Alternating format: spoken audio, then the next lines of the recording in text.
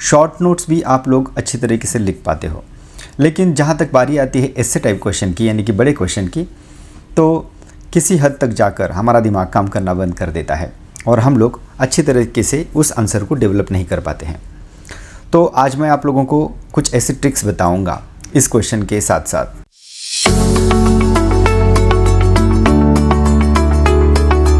Hello दोस्तों, S academy के इस वीडियो में मैं डॉक्टर अमर सोनटक के आप सभी लोगों का हार्दिक स्वागत करता हूं। जैसा कि आप सभी लोगों को पता है कि हम लोग कम्युनिकेशन स्किल ये सीरीज़ को आगे बढ़ा रहे हैं। तो लास्ट लेक्चर में जैसे हमने देखा कि there are 7 C's of communication, इस सेशन में हम लोग एक और क्वेश्चन को यहाँ पर डिस्कस करने वाले हैं और उस क्वेश्चन का टाइटल है कि what are the characteristics of communication skill और which are the characteristics of effective communication. In short, we are going to describe the characteristics of effective communication. Short notes भी आप लोग अच्छी तरीके से लिख पाते हो, लेकिन जहाँ तक बारी आती है ऐसे टाइप क्वेश्चन की, यानी कि बड़े क्वेश्चन की, तो किसी हद तक जाकर हमारा दिमाग काम करना बंद कर देता है और हम लोग अच्छी तरीके से उस आंसर को डेवलप नहीं कर पाते हैं। तो आज मैं आप लोगों को कुछ ऐसे ट्रिक्स बताऊँगा इस क्वेश्चन के साथ साथ, जैसे आप लोगों का आंसर अच्छी तरीके से डेवलप हो पाएगा और आप लोगों का दिमाग उस आंसर को किसी कंसेप्ट को, ना कि आंसर को, किसी भी कंसेप्ट को आपका दिमाग अच्छी तरह से डेवलप कर पाएगा। बहुत ही अच्छी तरह से उस क्वेश्चन को रीड करो, समझने की कोशिश करो, पॉइंट को थोड़ा थोड़ा डिस्क्राइब करने की कोशिश करो, ऑटोमेटिकली आपका आंसर एक्सपांड होता जाएगा। So today in this lecture we are going to discuss an important question, an important essay type question. What are the characteristics of effective communication? Talking is easy, but effective communication is not easy. यानी कि बोलना बहुत आसान है, लेकिन उसी प्रभाव से बोलना, परिणामकारकता से बोलना बहुत ही मुश्किल है। हम लोग किसी के साथ बातें तो कर सकते हैं, लेकिन किसी को प्रभावित करना एक अलग शैली होती है, एक अलग स्टाइल होती है। उसके लिए हमें किसी स्किल की ज़रूरत होती है। तो आज हम लोग उन्हीं स्किल्स को सीखने की कोशिश करेंगे। This point is not only important for you to solve the answers in your question paper, but also this point will be helpful to all of you in your daily life and specifically to develop your personality. So this point is related to your personality development too.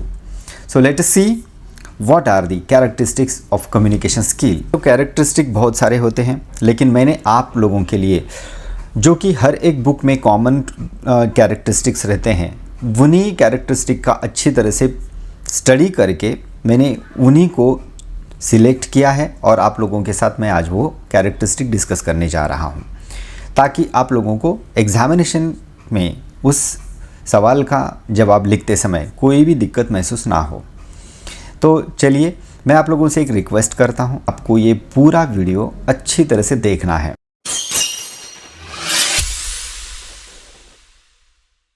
Characteristic means the salient features, and today we are going to learn the characteristics or the salient features of effective communication. The first characteristic is the communication is a two-way process. Always the communication is depending on sender and receiver. Sender has to send the message and vice versa, the receiver has to give the reply or the response. So we can also say the communication process is depending on sender and receiver both. Without the proper feedback of receiver, the communication process cannot be completed. So communication is never one-sided, and in the communication process one person sends the message and the other person responds. So communication is not only talking, it is also sharing ideas, understanding each other and building relationships. So the matter is that communication is not only limited for to deliver and to accept the messages. In fact, it is also the concept where we are accepting and we are giving our messages, our emotions, our feelings with each other. We can share our emotions and feeling also with each other.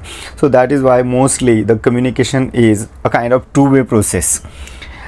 So as an example, for example, teacher explains something in the classroom, student asks the question. In this way, in the classroom, when teacher explains and student asks the question, communication becomes completed. So student, आप लोगों को अभी दिखाई दे रहा होगा कि communication ये one side नहीं हो सकता, it is a two way process, दोनों साइड से होना चाहिए. एक सेंडर है यहाँ पे और रिसीवर भी. जितना सेंडर का काम है उतना ही रिसीवर का भी काम है. जब तक रिसीवर फीडबैक नहीं देता है तब तक कम्युनिकेशन का प्रोसेस कंप्लीट नहीं होता है. यानी कि sender, as a sender teacher ने एक्सप्लेन किया and as a receiver student ने उनको फीडबैक दिया. So the communication is a two way process.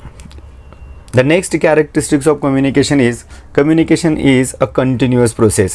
As we have learned already in the introductory part of communication, you can also watch my first video in which I have declared already that communication is a continuous process. ये never ending process है, ये कभी complete नहीं होता है. And communication keeps happening all the time. So when we communicate, it is never one person speaking alone. In fact, there are other person. They are eager to listen you, maybe. So one person gives the message and other person tries to reply or try to react on that particular message. Okay, and it is a never ending process. So communication is a continuous process. Sometimes we talk, we listen, we write, and even we use body language daily. Okay, this is our daily habit that sometimes we listen, sometimes we talk, sometimes we behave, we sometimes create a gesture or posture through via non-verbal communication. We intend to deliver our messages to other persons. So it has no full stop, it keeps moving. आपका silence भी बहुत सारी meaning को reflect करता रहता है. चाहे आप बातें करो या ना करो, कम्युनिकेशन कंटिन्यूसली बहता रहता है, चलता रहता है. That is why communication is a continuous process. ये कम्युनिकेशन कभी स्टॉप नहीं होता है. चाहे क्लास में टीचर हो तो टीचर आपसे बातें करते हैं, आप टीचर से बातें करते हो. कभी कभी टीचर सिखा रहे होते हैं, फिर भी हम लोगों का एक दूसरे से बात करना चालू रहता है. Third characteristic of the communication is that the communication has changing or dynamic nature. It always changes. Communication changes according to situation, according to that condition, according to the mood of that particular person. For example the mood off sender और mood off receiver. अगर receiver का mood नहीं है तो आप लोगों को negative feedback दे सकता है या फीडबैक नहीं दे सकता है. And people also, it depends on people. Society के अलग अलग नॉर्म्स होते हैं, उससे ही कम्युनिकेशन के भी अलग अलग नॉर्म्स होते हैं. Political people can have different kind of communication. Social people can have the different type of communication. Normal in general people can have also the different kind of communication. So that is why communication is a changing process. It keeps on going. Now, although it is not deliberate, but unconsciously it keeps going. From saying good morning, attending lectures, chatting with friends, or sending messages, we are always communicating. It is like a flowing river that never stops. So we speak differently with different people. Right, हम लोग अलग अलग लोगों से अलग अलग तरीके से बात करते हैं. For example, when we are at the home, then we usually try to use the informal communication while talking with our parents. Like mummy से बात करते समय कुछ अलग लैंग्वेज में हम लोग बात करते हैं, पापा से अलग लैंग्वेज में बात करते हैं, अपने दोस्तों के साथ हमारी लैंग्वेज अलग हो जाती है.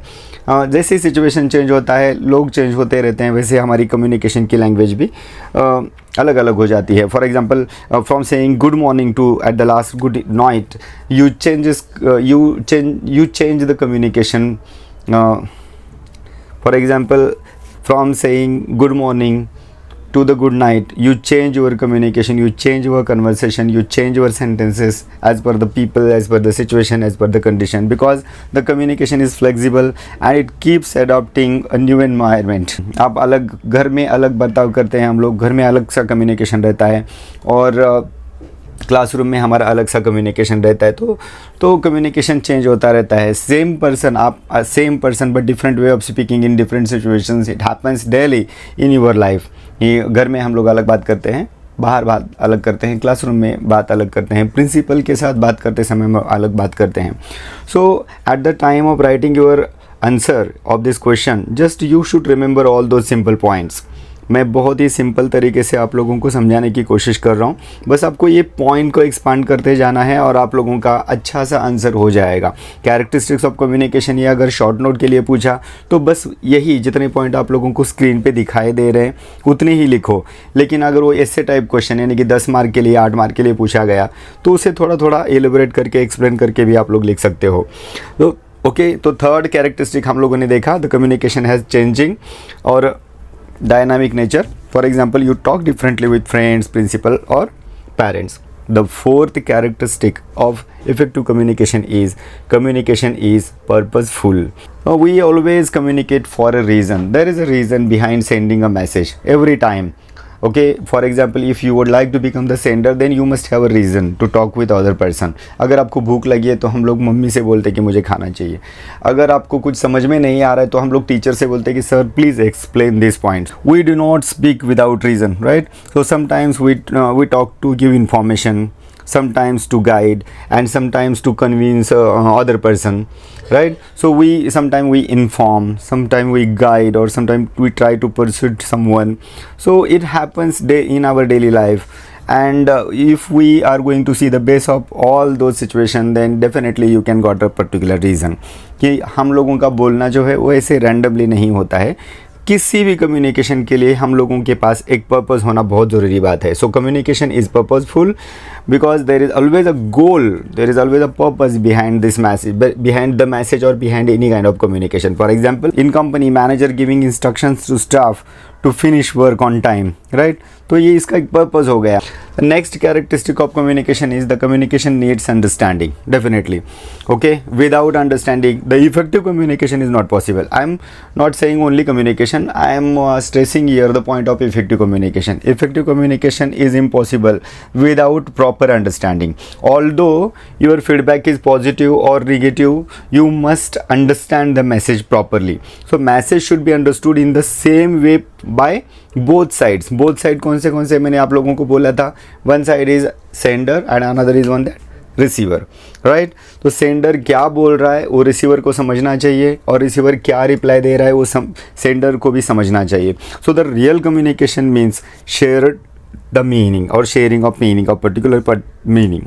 तो रियल कम्युनिकेशन का मतलब होता है मीनिंग को एक दूसरे के साथ शेयर करना। So communication is successful only when both people understand the same meaning.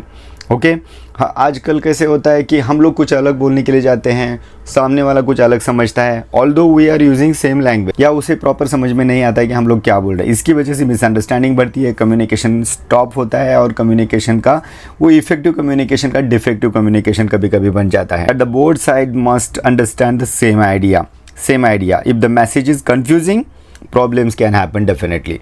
So your message should be clear. For example, teacher gives assignment instructions, right? And if students misunderstood, work goes wrong. एक बार क्या हुआ था कि मैंने मेरे student को एक assignment दिया था कि difference between the encoding and decoding process, लेकिन बहुत सारे स्टूडेंट ने क्या किया, एनकोडिंग और डिकोडिंग की कैरेक्टरिस्टिक उन्होंने लिख के लाए थे। तो इस तरीके से मेरा मैसेज अगर आप लोग ठीक तरह से नहीं समझोगे तो डेफिनेटली वो मैसेज रॉन्ग जाएगा और हमारा इफेक्टिव कम्युनिकेशन जो है वो डिफेक्टिव बन जाएगा। The next characteristic which is very much important, the communication is a social process. Definitely we are not animal, we are different from the animal just because of the power of communication. बराबर है, हम लोगों के पास बोलने की शक्ति है, communication की ताकत है, इसके लिए हम लोग प्राणी नहीं है, एनिमल नहीं है। We can talk, that is why we are human being and we are different from the animal. And always someone sends the message and someone receives it in the society, right? हम लोग एक दूसरे से बात करते हैं, कोई तो है जो सेंडर बनकर हम लोगों को मैसेज सेंड कर रहा है, हम लोग रिसीवर बनकर उसका मैसेज रिसीव कर रहे हैं, या हम लोग कभी कभी सेंडर बनते हैं। तो it is a continuous social process. Communication happens between people in all over the world and in every kind of society. Okay, तो कोई भी हो, कोई देश हो, कोई आदिवासी जमात हो जिसको इंग्लिश, मराठी, हिंदी कुछ समझ में नहीं आती है, वो लोग भी किसी ना किसी लैंग्वेज में बातें करते हैं। Even the people who are unable to talk, unable to listen something, they also keep the communication via non verbal communication, via using gestures, posture और बॉडी लैंग्वेज, राइट? ये सब कुछ यूज़ करके भी कम्युनिकेशन को वो रिसीव करते हैं या कम्युनिकेशन को वो अप्लाई करते रहते हैं। तो the communication can affect cultural, emotional, and any kind of relationship in our life. It builds human connection also, definitely. हम लोग एक दूसरे से बात नहीं करेंगे तो हम लोगों का जो बॉन्डिंग वो स्ट्रांग नहीं होगा, हम लोगों का कनेक्शन एक दूसरे के साथ अच्छा नहीं होगा. आप देखो, अगर एक दूसरे से बात करना हमने बंद कर दिया, then our effective communication will definitely become defective. Okay, so the communication is a social process. For example, the students talk casually with friends but speak respectfully with the principal. Society and relationships change communication. The communication uses verbal and non-verbal symbols. Definitely, हम लोग verbal का भी use करते हैं, non verbal का भी use करते रहते हैं. वर्बल एंड नॉन वर्बल मैंने आप लोगों को पहले लेक्चर में समझाया था. वर्बल का मतलब है in which communication there is the use of words, sentences और एनी काइंड ऑफ लैंग्वेज. अगर आप लैंग्वेज में बात करते हो, लैंग्वेज में समझते हो, तो उसे वर्बल कम्युनिकेशन कहते हैं. और जिस कम्युनिकेशन में आप लोग लैंग्वेज का बिल्कुल यूज़ नहीं करते, उसे नॉन वर्बल कम्युनिकेशन कहते हैं. For example, using gestures, posture, body language, I contacts, smile. Okay, बिना बोले, बिना बात को बोले जब हम लोग बस हाव भाव से, बॉडी लैंग्वेज से एक दूसरे के साथ बात करते हो, तो उसे नॉन वर्बल कम्युनिकेशन कहते हैं. सो कम्युनिकेशन जो है वो दोनों को यूज़ करता है, वर्बल को भी, नॉन वर्बल को भी. तो communication is not only depending on words and language और sentences. In fact we can use facial expressions, tone, smile, eye contact, gestures, etcetera etcetera. ऐसे बहुत सारी मूवीज़ भी आप लोगों को देखने के लिए मिलेंगी जिनमें लैंग्वेज नहीं है, लेकिन फिर भी वो उस मूवी ने बहुत ही अच्छा मैसेज डिलीवर किया है. For example, I remember one of the movies of Kamal Haasan, जो पुष्पक नाम का एक मूवी है. तो वो मूवी मैं आपको रिकमेंड करूँगा. That's a very nice movie, जिससे आप लोगों को नॉन वर्बल कम्युनिकेशन की ताकत भी समझ में आ सकती है कि communication is not only depending for the words and language और sentences. In fact, it can happen with tone, gestures, expressions, smile, eye contacts, etc., etc. So body language also sends messages. So sometimes actions speak more than words. हम लोग बहुत बार ऐसा बोलते रहते हैं, and it is definitely true that action speaks more than words. For example, a smile shows friendliness even without speaking.